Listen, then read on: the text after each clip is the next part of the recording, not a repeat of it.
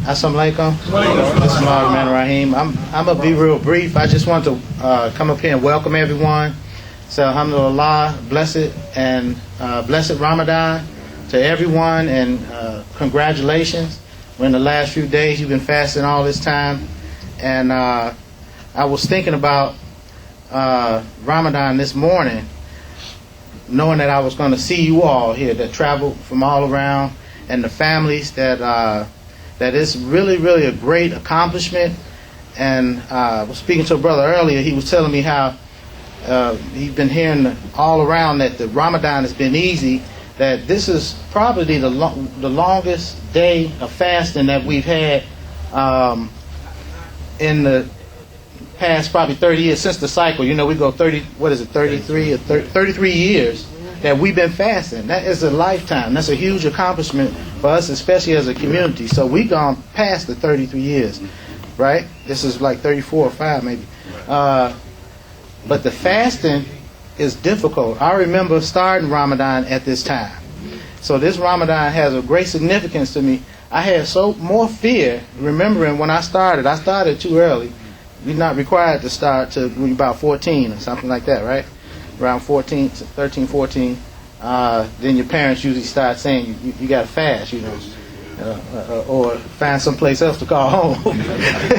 Well, I started real young, and I remember how difficult it was missing sleep. Your eyes are burning and all of that. And I found that the missing of the sleep, we have this adhan clock that calls adhan and says prayer is better than sleep, you know. How you say it? It's just khayrun min al-nawm. Yeah, so I hear that, and that helps me out of bed, you know. So alhamdulillah. But Allah is merciful, because I had fear remembering how difficult it was for me to eat, because I'm still full from the dinner I had the night before, and then my children, I have to turn the lights out to get them to go to sleep, and I fall asleep before they do, but I still don't get but a couple hours of sleep. So we have to really think about those young ones that's fasting, and the mothers that have small children, and we working. And when I was young, much lower percentage of mothers worked outside of the house. My mother stayed home.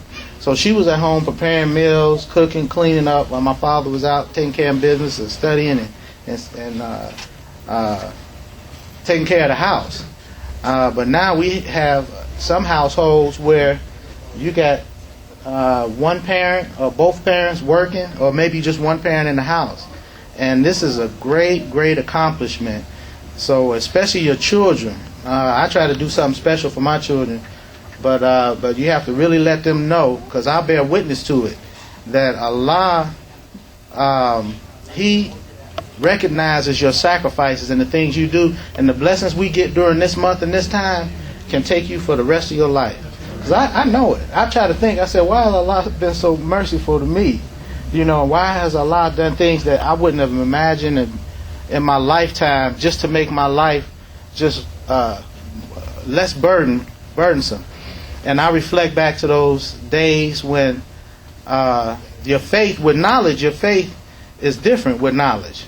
But when you're a child and you're innocent and your faith is pure, I hope this, you know, some scholars down there can stop me if I'm going too far. But there's a difference between a child that sacrifices, a young person that sacrifices, and an adult. And Allah acknowledges all of those sacrifices that we give, especially during Ramadan.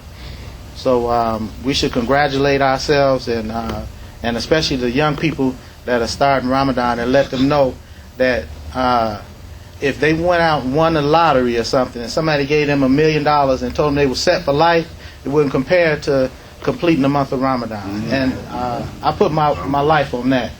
I'm a witness that it's more valuable than anything that this world has to offer. Alhamdulillah. And congratulations, and I don't want to take up all the time. We got an excellent convention program. This is top flight. My wife and I, we were just at the convention center the other day, and all of the presenters, we're getting them all the information, all of the people that are going to speak and do workshops. It's top flight. You're going to be on the kiosks, up in neon light. People are going to see the program, and it's really a top flight. So we should prepare ourselves to really enjoy this convention, inshallah. I think it's going to be a really great one. Yes. Thank you. And our leader is here, our convener, the chair, Imam. I want a special thanks to Imam Yusuf. These brothers are like family to me. I grew up in this community, and my father, I watched the loyalty of the imams under him over all the years. And I look at some early video, look at these young men, and they like my big brothers. Yeah. And my spirit, my soul, my 100%, 100,000% over and over percent of my fiber and being tells me to have great respect for these imams and these leaders that we have before us, because these are the students and the great work that Imam Muhammad did for a lifetime, over 33 years. What he produced, this is the fruit of Islam, what he produced for us, and they are our leadership. And I'm the first one to accept them, and I thank Allah for them. Appreciate you. Thank you.